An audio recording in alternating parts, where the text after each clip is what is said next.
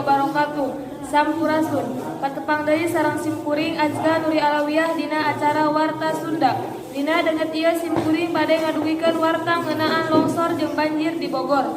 Supados leuwih jentre deui hayu urang ningali ka tempat kajadianna. Musibah hujan badag anu sok sering kajadian di Kota Bogor geus ngabalukarkeun longsor jeung banjir anu narajang imah-imah warga anu aya di sabuderan eta kajadian longsor jeung banjir. Teu kurang lobana 13 jalmi-jalmi nu geus kapanggih tewas. Eta musibah hujan badag nu geus ngabalukarkeun longsor jeung banjir teh kajadianna dina tengah peuting. Dibejakeun ku pejabat satempat supaya warga Bogor waspada kusabab aya namrung kinan hujan anu gede bisa turun deui jeung bakal nyebabkeun longsor jeung banjir.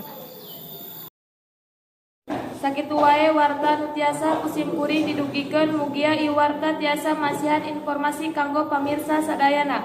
Amit mundur. Wassalamualaikum warahmatullahi wabarakatuh. Sampurasun.